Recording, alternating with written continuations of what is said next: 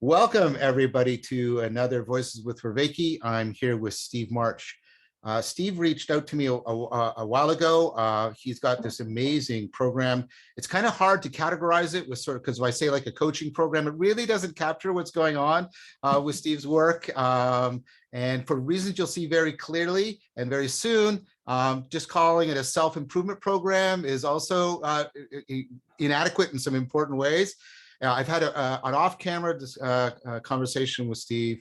I've taken a look at an article he's written. I've read it carefully, taken a look at his website. I'm very impressed with what Steve is doing. And I'm glad he reached out to me because his intuition that what he's doing is a powerful response to the meaning crisis. I think it is very, very well placed. So welcome, Steve. It's a great pleasure to have you. Please add to my introduction as you'd like, and then we'll start into the dialogue.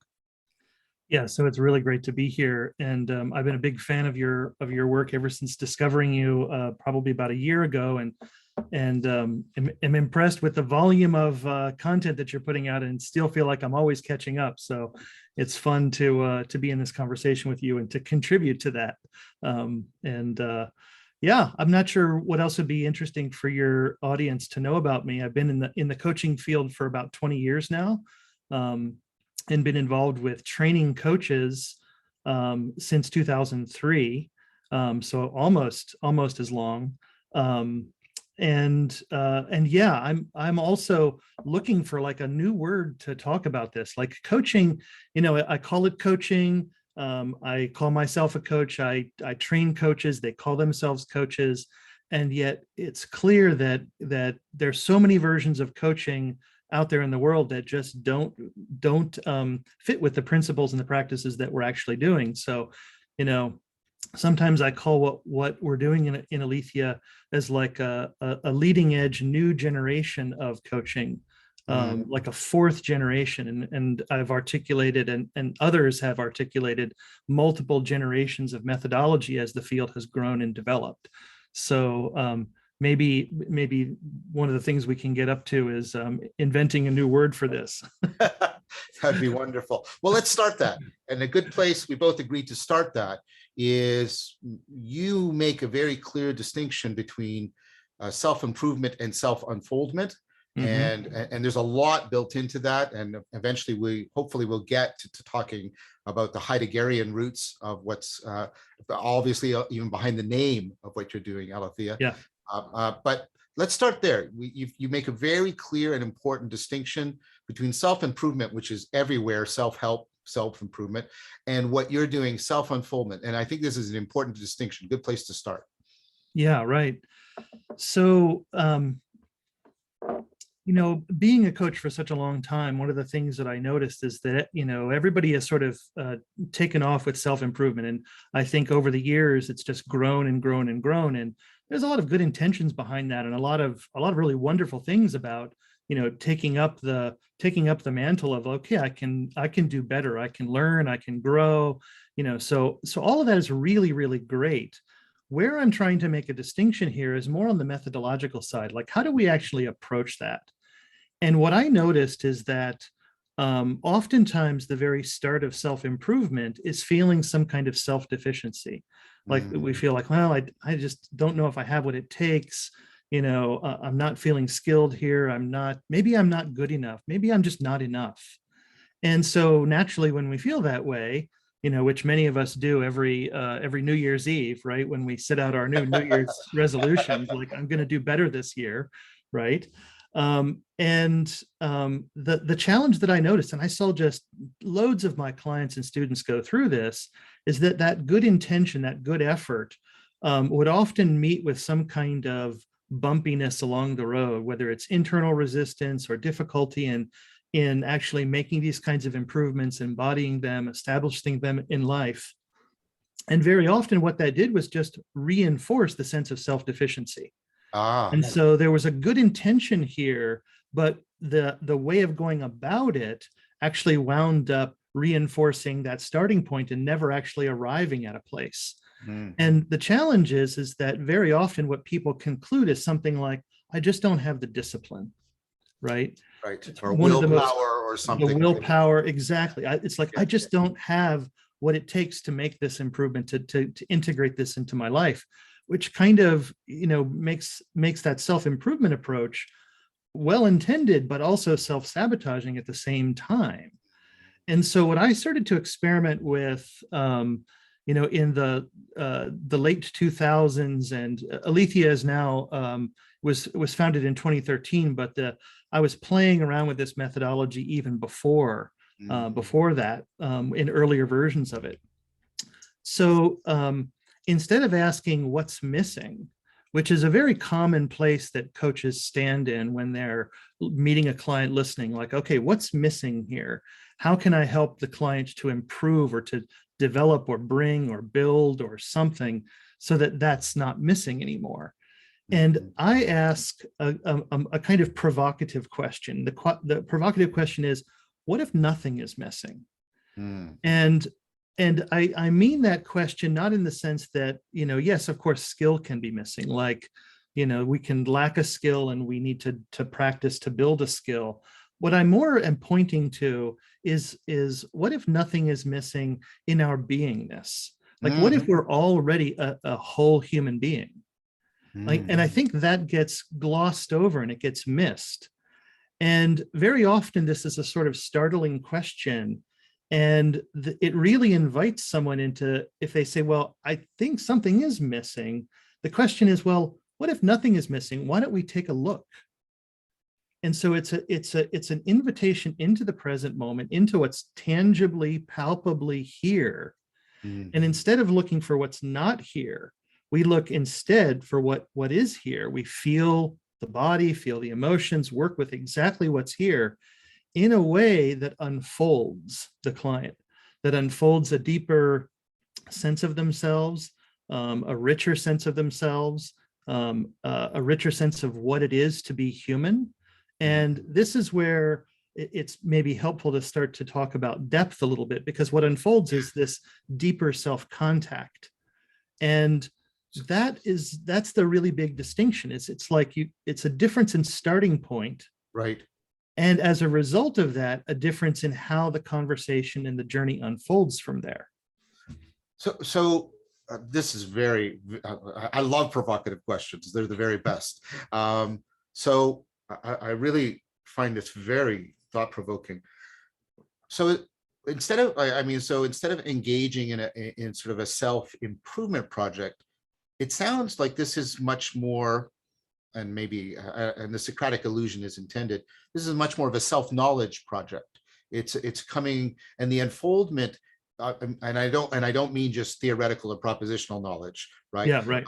The unfoldment is through levels of depths of ways in which this self-knowing can come into being.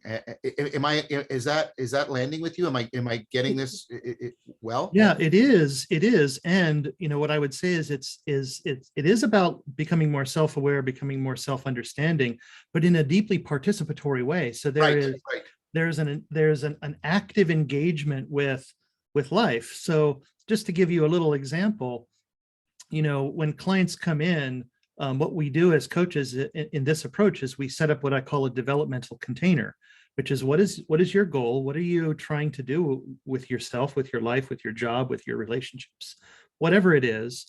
And essentially, what are the impediments that you're running into? So I say to the client, it's your goal, it's not my goal, but I want to know what are the challenges, the difficulties you're running into. Bring those into the coaching conversation and we'll work with them to reduce or eliminate those challenges. This is actually an idea rooted in a really old concept from Kurt Lewin, of basically minimizing and reducing the restraining forces, which tip the homeostatic balance of that exists in us, and things begin to move forward simply by reducing the resistances. And we do that in an unfolding style, which we can get more into. So we're in a deep engagement with what's going on in the client's life, and whatever unfolds in the coaching conversation then feeds directly back into their life. Right. So there is fundamentally an action orientation to the coaching. It's not just about self-understanding or self-awareness, but that self-understanding and self-awareness plays a central role in that. Well, that makes it even more Socratic to my ear, because the point of the whole self-knowledge for Socrates was for the cultivation of virtue, which is a way of, relating to the world and relating to others in a profound sense. So that speaks well of what you're proposing to me. It speaks well to me what you're proposing. I should have put the comma in the wrong place. So one of the things that you've already alluded to, and something that you develop in your paper, which is, I think, a very powerful argument, is that certain, I don't know what to call them, interventions or practices are relative to sort of the depth at which the person is doing this self-unfoldment. And there isn't sort of a panacea process. The processes have to have sort of a proper sequencing, if that's even the right word, but something like that. So could you expand on that idea? Because I think that's it's for me, what you do is you provide this underlying psychological, cognitive, existential grounding for a particular way of integrating many different kinds of practices together, and so that they hang together in a pedagogical, program that makes a lot of sense. So yeah, exactly. So so there's kind of two things wrapped up in your question. One is that in Aletheia, one of our central models is the model of depth. These are depths of the present moment. The others, and I'll describe what these are here in a minute, because it'll be helpful to have the language in our conversation. The other thing in your question is, in terms of these sort of methodological steps, I call them gestures, because steps are kind of instrumental in a certain kind of way, right? And just a gesture is a gesture of being. It's like all of us is engaged in enacting this. Right. So I prefer to talk about them in terms of gestures, which is, probably a philosophical point lost on most of my students, but it aligns with my understanding of how this works. So there are 4 depths, and these are depths of the present moment that can be phenomenologically experienced. And, everybody experiences these, although mostly language for this really isn't in the common culture. It's not in the vernacular. But anybody who's taken up a meditation practice will immediately know that in the beginning, when they were meditating, their meditation, after they've had some experience, they look back retrospectively and they say, I think my meditation practice has deepened over time. Yes. Right. Yes. And like everyone will say that, but what do they really mean by that? Right. That's the whole idea. And so, so the depths that we work with are called the depth of parts, which is the shallowest, which is the depth that most of us are just naturally inhabiting, living in, even without knowing about depth. The real hallmark of being in that depth and inhabiting that depth is the sense of separation. And so we look around and, you look around the room that you're in, you see things as separate. I've got my desk here, my keyboard and microphone and some water, and you and I are separate from each other, and we're separate from the chairs or the couch or the floor, and there's something, pragmatic about just recognizing those separations. I always joke that we all prefer to have, separations between our bank accounts. It's like, there's something that's just practical about that. And there's nothing wrong with that, except that a lot of that separation, as it's turned inwards, we wind up with a fragmented sense of self, and that can generate all kinds of it's the root of all kinds of suffering, which we can expand more on later. So there's this reciprocal mutual shaping, I hear, going on here. You have a world that is divided into parts, right? And in correspondence, even resonance with that, is a psyche that is divided into parts, and they're mutually reinforcing each other in some fashion. Yep, that's exactly right. And I mean, in psychology, these relationships might be called object relations. You have a self-image on one side of the object relation and an object image on the other, usually connected by some kind of an emotion or reactive emotion. And so these become the psychological building blocks that we actually work with inside of coaching conversations. We just call them parts to avoid that kind of clinical language. of object relations. But what happens when we work with parts and we work with them, directly in the immediacy of experience, we work with them exactly as they are, and in a certain kind of way that allows the part, once it feels seen and understood, loved and valued exactly as it is, the structuralness of the part begins to actually soften and melt. And that softening and melting spontaneously will drop the client into the next depth down, which I call the depth of process. Before we move to the depth of process, could we just, so when you're doing that work with the parts so that they soften, which is a very, very interesting metaphor. I really like that. Just to give people an idea, is this basically sort of a dialogical process? I know you make reference to internal family systems theory. Is that how you're working with the parts, that kind of approach? Yeah. In fact, the way that we practice parts work in Aletheia is very inspired by internal family systems by Dick Schwartz. Right. We have some slight modifications to that because essentially IFS, which is internal family systems, doesn't have this model of depth. Right. And so, yes, I agree. Right. So there's a couple tweaks that you have to do to the method to integrate it into depth. So that's what we've done in Aletheia. But essentially what we're doing at the depth of parts and parts work is that we're relating to the part from presence. And so we're relating to our fragmented selves, the multiplicity of us, from the singularity of us in a certain kind of way, from the us as a unitary self. Now, I'll describe later when we get into the depth of presence more, which is the third depth down, that we actually take a view of presence that is differentiated into qualities. And this corresponds to the virtues that you were talking about earlier. Right. But essentially, the parts work is a kind of relational process. It's a dialogical process in which those parts, essentially the way to think about it is parts want to feel seen. It's a normal psychological need that we all have. We need to feel seen. We need to feel accepted.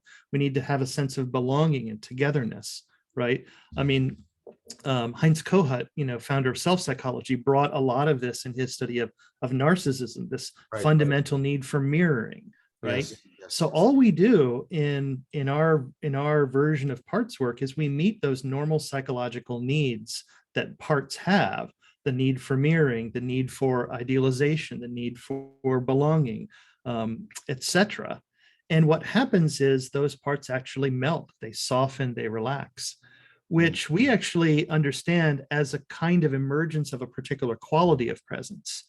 So in fact, the whole practice can be understood as the play of presence, the kind of dance of presence, which is another thing that IFS doesn't have within it. Agreed. And there's a lot about the idea of the parts sort of like dissolving and softening is also not a prominent feature of standard IFS. Right. And so, by the way, everyone, aletheia is a Greek term for truth, but it also means disclosure, unfolding. It's from especially a Heideggerian reading of it.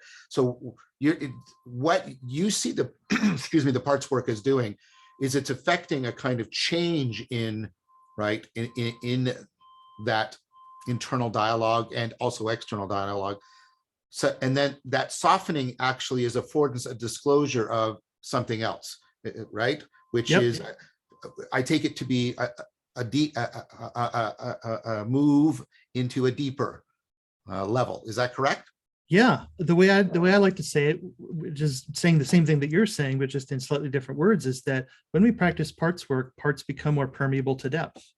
Oh, right? That's better than what I said. I like that's much better. Yeah. So, we don't take any kind of change agenda. This is part of actually creating the conditions for that unfoldment. Right. And so, in fact, that's the whole method. The whole method is how do we create the conditions for unfoldment? Because unfoldment will happen spontaneously when we do that. Sure. We don't actually do unfoldment, right? No, we're just creating the conditions for that. And we're allowing a natural process to do its magic. Right. Yeah. Yeah, that's another thing that it's very similar to what I talk about in dynamical systems with virtual engineering, was setting up the constraints, which are not the same thing as restraints. So what's the next, when they become permeable to depth? Yeah. What discloses, and then what's the practice you then move into to get into right relationship with that deeper depth? Yeah. So as parts begin to soften, they spontaneously give access to the next step down, which is the depth of process. This is a depth of kind of, I call it the fluid flow of felt experience. And Right. so it's a real contrast to this more structural depth, which is parts. And here we have process. So things are fluid and flowing. Parts are like moments of time frozen in some kind of way. So parts are often, living in reaction to something that happened in the past, like we felt hurt in the past. And so now we have a part of us that protects us from feeling hurt like that. Yes, yes. Process is very different. You can only access process in the immediacy of experience. So I could say to you, John, oh, I just discovered a new part last week. Let me tell you about it. And if you were my coach, you could say, oh, that's interesting. Do you want to work with that right now? And we could actually shift into working with that because it's got some kind of recurrence over time. It's got a persistence because it's structural. Process isn't like that. If I said to you, I had this felt sense last week, let me tell you about it. Well, firstly, I don't even know how I would do that because a bodily felt sense, and this is how we access process, it's through the body and through the imaginal consciousness. These are two channels.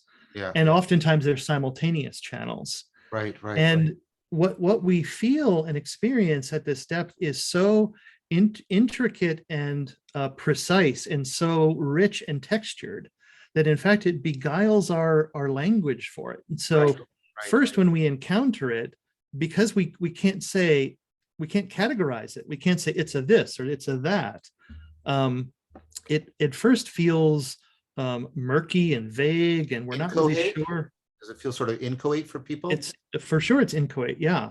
And so it feels like that, but what we do to work with process, very much being inspired by Eugene Gendlin's focusing practice, right, is to palpate with language.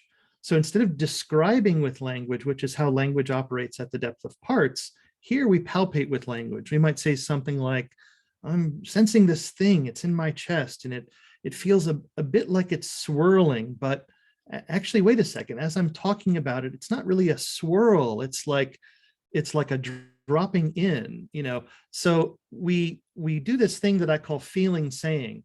We feel, then we say, but we also then feel what we say, and we loop back and forth.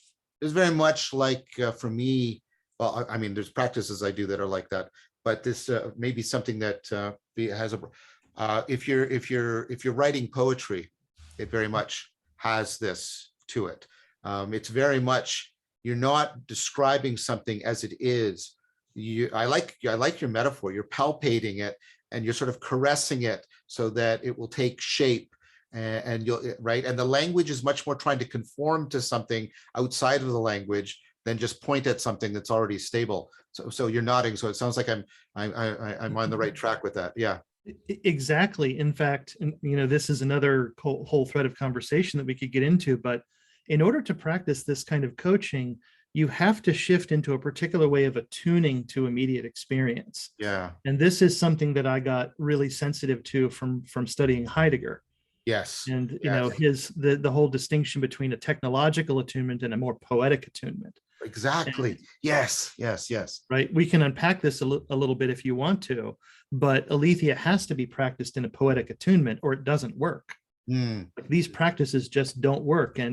And the distinction between the technological attunement and the poetic attunement is aligned with and corresponds to the distinction between self-improvement and self-unfoldment. Right.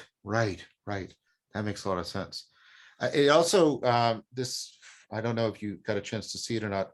I had a recent conversation with John Rusin, and he's also, like me, is somebody involved in phenomenology and trying to bring it into deep conversation with Platonism as a means of sort of making a lived and livable form of Platonism.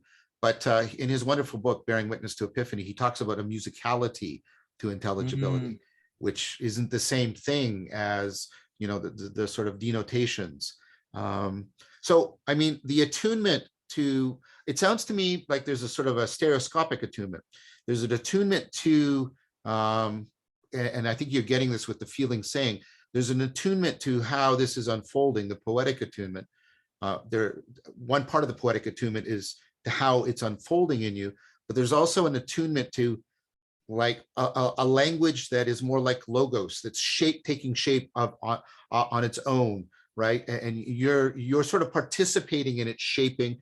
And so I'm trying to get like when the practices I do, there's sort of a stereoscopic feel. I feel like both this word is so useless, the experience and the language are co-shaping each other in this really almost musical fashion. Yeah, exactly. So another way to say it is that language at the depth of process is performative.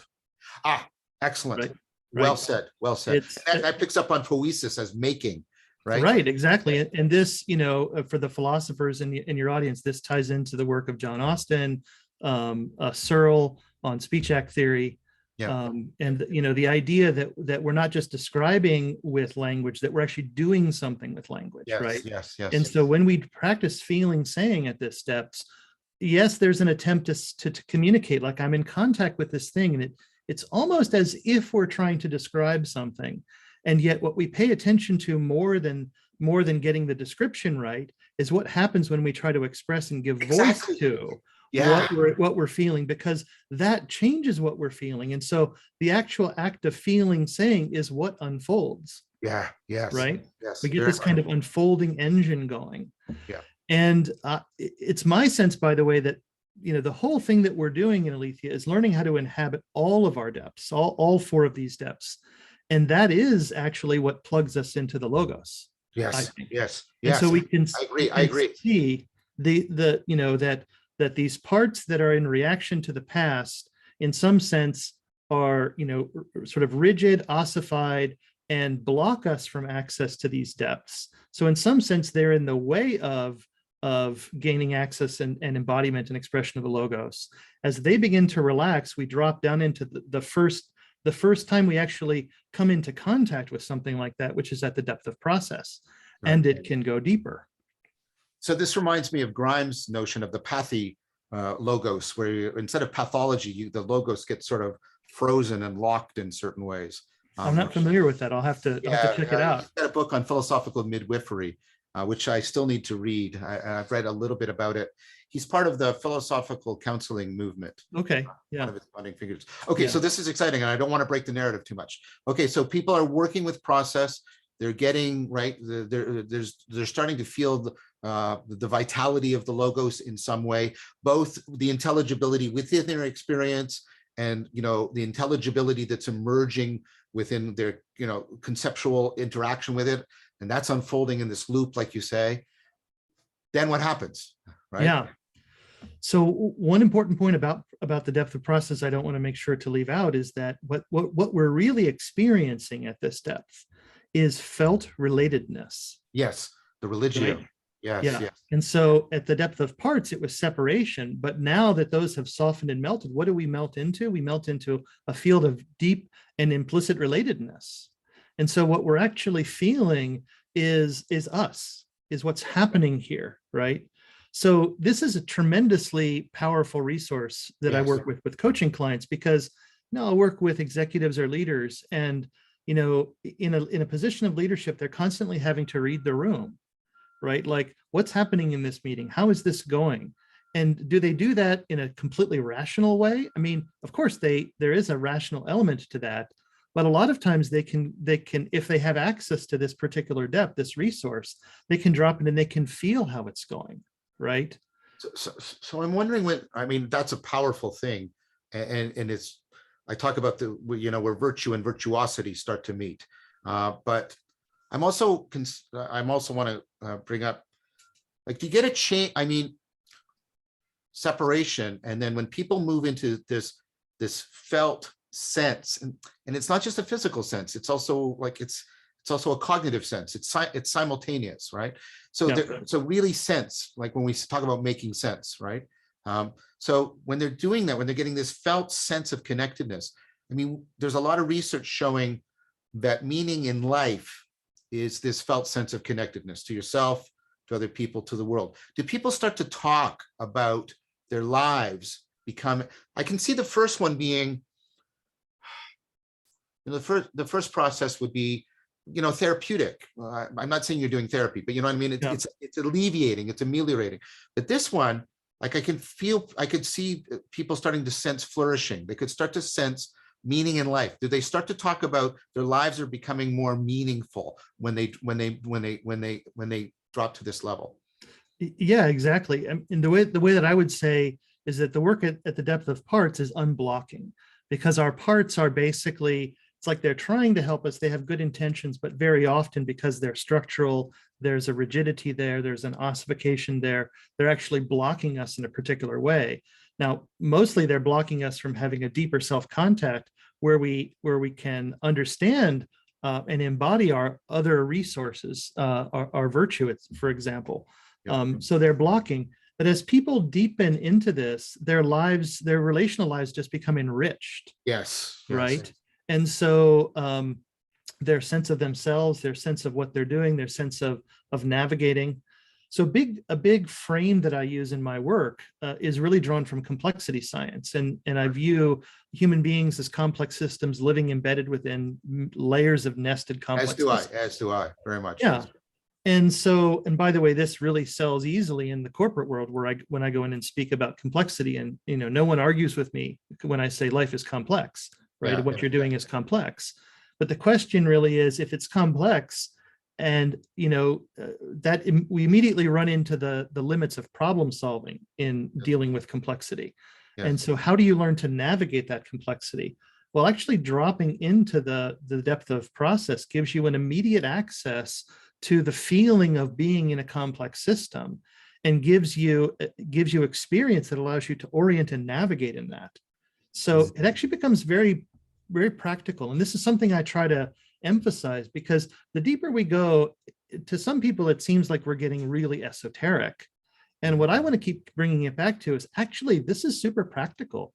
This is like bringing online the exact things, the features of being human that we all are and have, that help us to be natives in this complex habitat and to navigate it with skill. Right? There's so many lines I could pick up on, but and I definitely want you to come back, Steve. But I want to keep going with the narrative, right? So people they're working at the level of process. And at some point, you and I'll talk about this and how this related to, relevance realization and the 4 kinds of knowing, because it seems like it exactly. Really, I'm very interested in that conversation. Yeah, but let's finish the exposition and really concentrate on that today. So people are working at the level of process, and then how do they drop deeper? What happens? Yeah, so process flows, and one of the things that Eugene Gendlin claimed, and it seems to be confirmed by my work as well, is that where it's flowing towards is it's flowing towards the core of the self in some kind of way. Right. And so what will happen as things are flowing is that there will be kind of one of 2 things that happen, generally speaking. There will either be a kind of felt presence that begins to arise, or a felt absence. Oh. And really, I call these portals into the next depth down. And so what we actually do to drop into the next depth down is we have to collapse the subject-object dichotomy. Right. Because that dichotomy is actually what's keeping us out of that next depth down. So we have a way in the method to actually collapse that and drop into one of these felt absences or felt presences and feel it as the feeling of yourself. So what are the practices around that? Is there sort of non-duality practices of some kind, or? I can share it with you right now. It's really, really simple. So if the client, maybe an example is here. So let's say the client is starting to actually feel, as they're sensing their bodily felt sense, and we're exploring the issue, what's going on in their life, they're starting to feel a sense of boldness, a sense of courage. They're Mm. feeling like, hang on a minute, you know, and they're really feeling, they're feeling a sense of vitality that begins to emerge, and it's embodied and it's here. And so as a coach, what I might say is, what if you feel this vitality and boldness as the feeling of yourself? So Mm. instead of feeling it as a feeling, which has the subject object dichotomy, I right? see. What if you feel this as the feeling of yourself? What Kind is of it like to be bold? right. So you move Right. from a having to a being, and you're trying to Right. get them to do an enacted identification. Exactly. Right, right. Yeah. Okay. Yeah. So we move from that having, that feeling an object, to being what is felt. What is, and I always, end that with that question, like, what is it like to be this? What is it like to be bold? What is it like to be loving? What is it like to be soft? What is it like to be tender? What is it like to be Oh, whatever and the these were the feeling is? virtues. I see. This, right. You prefigured this. So these are the virtues coming in. Oh, I These see. are the virtues coming in. So then we drop into the third depth down, which I call the depth of presence and absence. And this is a depth, this is the depth in which we land into our wholeness, but our wholeness is differentiated into qualities.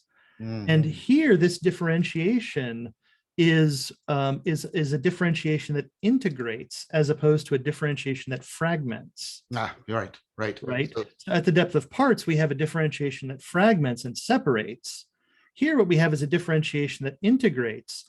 And the best example of that is a hologram. right. Yeah, Right. yeah. So it's a holographic depth in which, we might be embodying a virtue of courage, but that doesn't mean that we're not loving. Right. Courage Right. is in the foreground, love is in the background. That doesn't But, mean that that's suddenly not the case. but when love is in the background, it also love comes in the foreground. Courage is still in the background. So you have the complete interpenetration going on. That's Right. exactly right. So what we can say is that all qualities of presence are existing within all qualities of presence, Yeah. Yeah. Yeah. right? Yeah. And so what can happen is we land into one of these qualities of presence, which is what I call these virtues, and we feel resourced deeply and innately. This really answers the question, like, well, what if nothing is missing? Like, we didn't try to improve anything. We just worked with exactly what was here, and it kept unfolding naturally, spontaneously even. And we land into this, and the client says, actually, I'm feeling this boldness. And then the question is, okay, how can you integrate this back into your life? What kind of actions occur to you from this place? How does that whole situation we started with occur to you now? And very often clients will say things like, it's not a problem at all. I know exactly what to do. Yeah. Right. Right. Sometimes things vanish entirely, and they realize no action needs to be taken. Right. So we circle back into that situation, having unfolded their sense of self, and the world looks different. Right. So when are people, well, maybe this is part of moving to the dropping down to the fourth, but are people aware of that sort of living interpenetration between the virtues? That's my term. What right?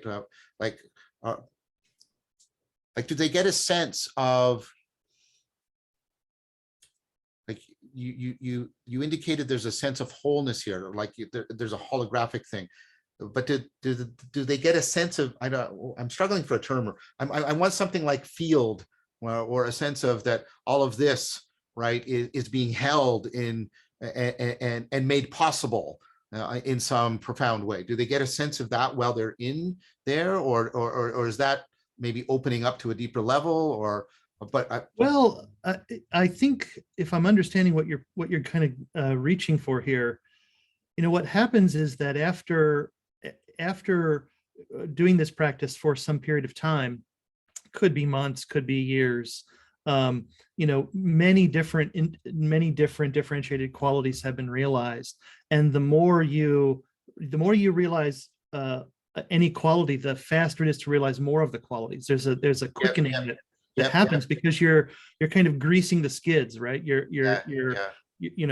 making the pathway from the shallows into this depth much more easily navigated and spontaneously navigated. And so, yeah, people do eventually start to recognize presence as a unity, but it's a unity in multiplicity. Yes. It's both Yes. at the same time, right? And it's integrating in that kind of way. So it's not an either or, it's really a both and in that. Yeah, that's exactly. I guess what I wanted to say. Maybe this is better, and this goes back to the Socratic. I would argue the Socratic notion of the unity of the virtues. They come to see boldness is a way of being wise in this situation, and Right. kindness is a way of being wise in this situation, and patience is a way of being wise in this situation. That's what I was Yeah. trying to get at. That sense of there's wisdom, and the wisdom is constantly sort of evolving, right, and shaping. These are all bad metaphors, but all right. That's it. That's exactly it. So in fact, what I most notice in the beginning is that everything, all these different qualities feel like qualities of love is a very common yes. thing in the very beginning of this. It's Right, like, right. yes, I'm feeling bold and I really want to set a boundary here. Why? Because I love, right? Right, It's a right. boundary created from love, not a boundary created from fear, Yes, right? yes. A very different kind of expression. And so what begins to happen, and this is getting on into a sort of more advanced levels of development, but there is this rich integration and this capacity to, sometimes I call it the kaleidoscope of presence at the Right. depth of presence, where one Yes. quality, if you're inhabiting this depth consciously, one quality will flow into another quality Yes. in a Yes. dynamic, non-dual responsiveness with the needs of life. Yeah. Right. So this is the other, I think, amazing thing. And I'm, even though I know this and I experience this, it's always a marvel every time I do, which is that if these qualities are actually unblocked in us, they arise spontaneously as they're needed in life. So you might be having a wonderful day. You're in a joyful place. You turn the corner and suddenly you're confronted with a situation that joy is not being present with that situation anymore. No. Maybe what you need is courage suddenly, right? Or you may And need fear, because or fear has a place. yeah. Right? Yeah. So one of these qualities of presence can actually emerge spontaneously as long as there is nothing blocking it. And that's what often happens, is that parts or constellations of parts live in the belief that something is missing. And that something is missing is what they're trying to overcompensate for. They're trying to fill in the gap of what's missing. They believe that what's at depth is absence. Right. Right. So that's why I call this depth the depth of presence and absence, because what we can also experience when we drop into this depth seems at first almost like a confirmation that something is missing. We drop into a sense of absence, and the actual unfolding work that happens at the depth of presence and absence, we can most easily understand it from the Taoist perspective of kind of yin and yang. Yeah. Where if you go deeply enough into yin, yang is born. And if you go deeply enough into yang, yin is born. Yes. So we see these things as mutually co-arising. Yes. And so the work at that depth is actually to hang out in the absence and really be it. Now, there are all kinds of defenses against doing that at the depth of parts. So if those defenses get triggered, we just turn and do parts work with that, relax back down into it. But if we hang into that, what begins to happen is this gestalt shift from absence into presence. Yeah. This is like Nishitani's The Great Doubt in the self-overcoming of nihilism and in religion and nothingness. That in his critique of Nietzsche, he couldn't go deep enough into this. He couldn't go into where you get that fundamental aspect shift, gestalt shift, where the absence goes from being the absence of privation to right, to the no thingness of the superlative no thingness, that sense of inexhaustible resourcing. So is that the last stage that people can?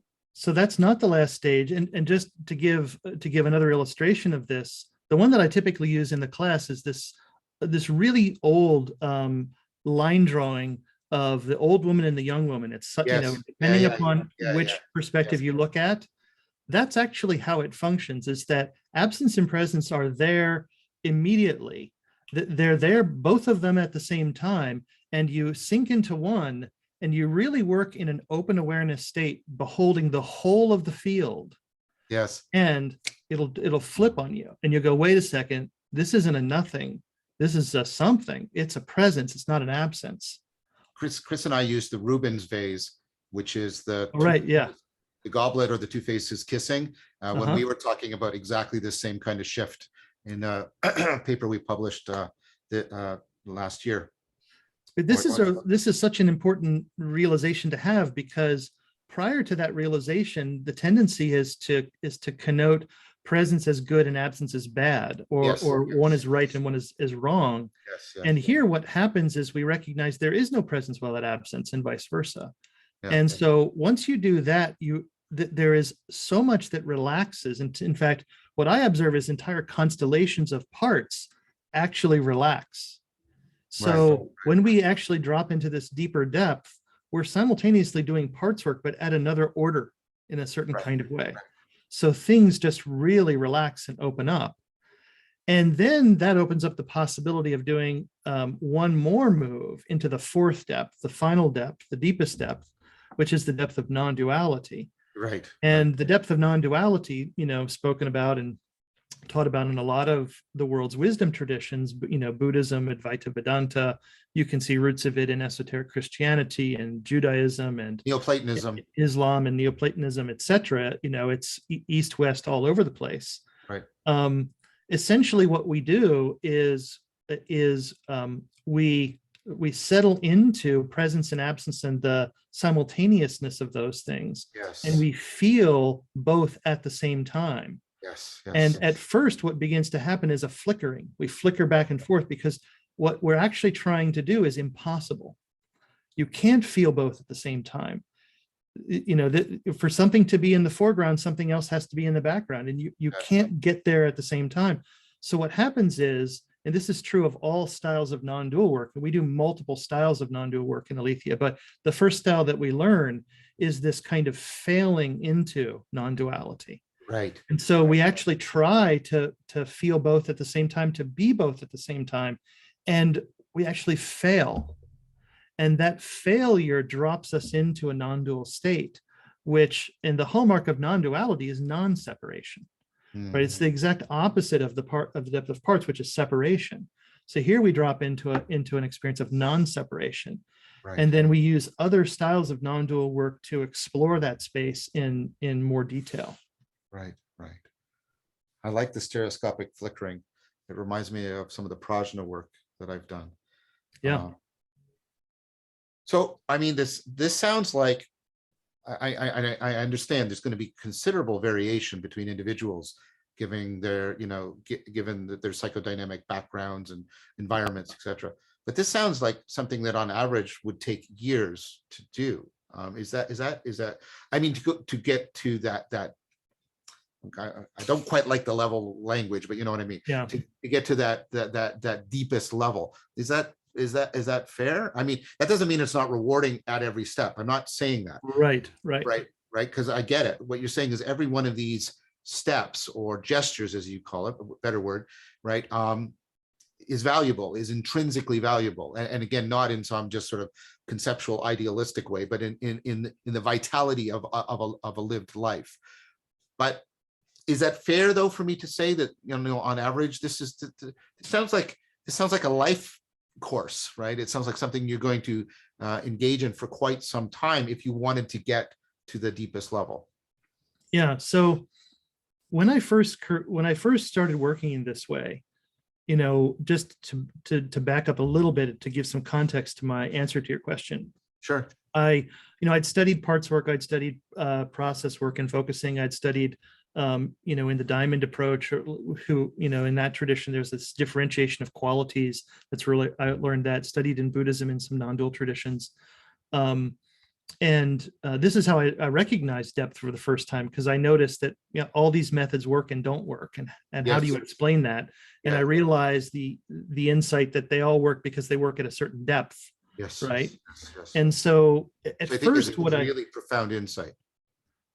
Yeah, it was a kind of epiphany, really, of really seeing something that just stood out in relief in such a stark way. And when I first tried to work with this idea of depth, what I thought was that I would work with somebody at the depth of parts for some period of time, let's say months or maybe even a year, and they would graduate into process. And, because they were at a stage where they were ready for that. And then there would be some process work for maybe, who knows, a number of years or something. And then they would graduate into presence. And when I started coaching people with this idea of depth in mind and really being in the question of at what depth are we working at, what I found was that actually in the span of a single coaching conversation, clients are navigating up and down. Oh, that's back and really forth. powerful. That's really powerful. Yeah, I'm a big critic of the monolithic mind proposal, that the mind is a monolith that moves stage to stage to stage. So your experience was, no, that's not what's going on. It's multi-level right from the get-go. Yeah. And so everybody will say this in the developmental coaching world, all developmental models are presented in this linear way, but everyone will claim, but development is nonlinear, right? Yes. And that is absolutely true. In fact, and this is a developmental style of coaching, but at no point do I even do a developmental assessment. There's literally no need for it, right? All we do is relate to the client in a particular kind of way, create the conditions for unfolding, and let it happen. Right. So what I found is that clients are navigating up and down. And typically what will happen is we'll start with an issue. There'll be a part that's reacting. We work with that part. It softens and relaxes. The client gains access to some process. At first, it's unfamiliar. A part reacts and says, hey, that's scary. Let's not look there. We go and we work with that part. It relaxes. We drop back down. And we do that for a little bit. And then the client can kind of hang it process. And then they flow for could be even 3 or 4 minutes, 5 minutes, then there's an emergence of a felt absence or a felt presence. We flip into that, collapse the subject object dichotomy, drop into presence. Let's say we drop into an absence, right? A part comes up and goes, oh, that's scary. Looks really dark in there, right? So we pop back up into parts work. We do a little parts work with that, build trust that part has, that it's okay to explore that and feel into that absence. We drop back down into a process. So it kind of goes like this. Now, that last step into non-duality, what I have actually seen, even people within my level 1 classes who've been, doing this work for literally months, have had experiences where they've dropped spontaneously into non-duality. Yes. Because the method creates the conditions and the unfoldment is spontaneous. Now, that's pretty rare to actually have that happen. What's far more common is that people are navigating up and down in the first 3 depths that I talked about: parts, process, and presence and absence. And in fact, this is one of the reasons why in the later, more advanced curriculum, when we're really focusing on non-dual work, I bring in other styles of non-dual work. Right. Because in fact, there are sort of 4 different styles of doing non-dual work. Because I found that if we switch into other styles, we can actually go from the depth of parts directly into non-duality. I sometimes call it the express train. We skip the local stops. Right. And, this would be a sudden awakening, special insight, you might know it as special insight meditations, where we're looking at things like, the self as a construct and noticing the emptiness of self and realizing the emptiness of self and just dropping straight in. Right. So other styles of non-dual work can, in a way, they're all implicit within the core process, but they can be made explicit and then amplified in particular kinds of ways to become methodologies for non-dual work. And we do that in the later curriculum. This is so fascinating. So fascinating. So, we'll put all kinds of contacts in information in the description for this video. But I'm interested, I guess, in just a general question. You talk a lot about sort of going into the business world, but do you also just take like courses or classes for people just coming in who want to engage in the program? Like, do you do that kind of work as well? So that's actually where Aletheia started, but that's not what's currently happening right now. Where Aletheia started, it was just a self-development school. It was just going to take people who were just interested in self-development, and I ran actually two groups. It was a long curriculum. In fact, one group we just ended after 9 years of a group being together and working through all this. And it was really the kind of the testing ground for a lot of this methodology. But even as of the second year of those projects, what I started to realize is I was coaching people in a way that I needed to train other people, other coaches to do, because I couldn't coach everyone. Right. And so then I started a coach training school, and the coach training school in the end has turned out to be a better and more, sort of financially sustainable business. Right. Rather than the self-development school. And so I've kind of steered things in that direction. Now, coming into this, there's no way to learn this methodology without doing the work yourself. Of course. Because the deeper you go with the client, the more how you coach is an expression of your own development, your own familiarity with inhabiting those depths. And the methodological moves, these gestures, are not well defined.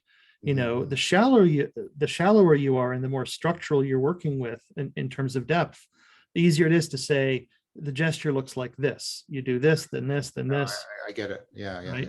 Right.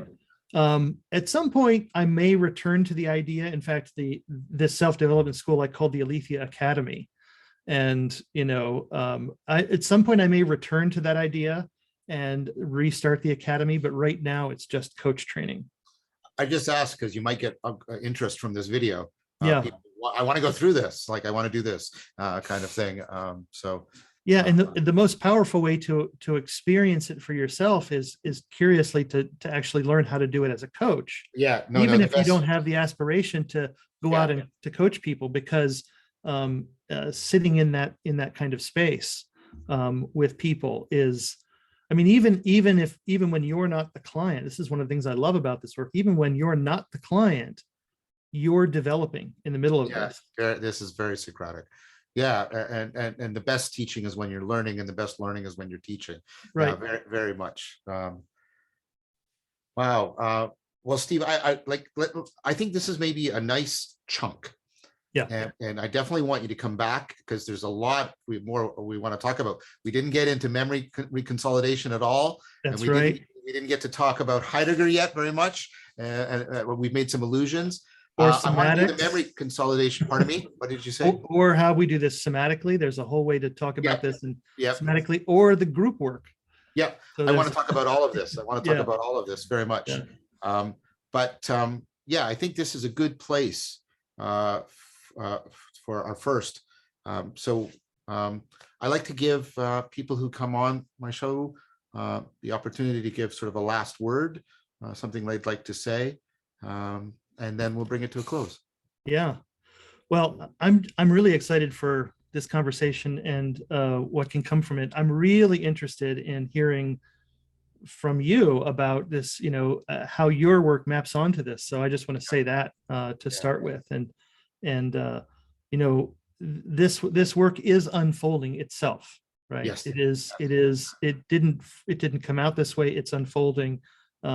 It's very much a living tradition. The Logos is speaking in this way. That's what I sense. And that's what's really, the beauty of that has really caught my eye. That's what I really sense. And this is, when I am out there, on the client side, on the student side, looking for traditions that I want to learn from, this is the number one thing that I'm looking for as well. Is it a living tradition? Exactly. Right. So I don't, there's probably many things I could say as an ending point, but I'll just leave it at that. That's a beautiful ending point.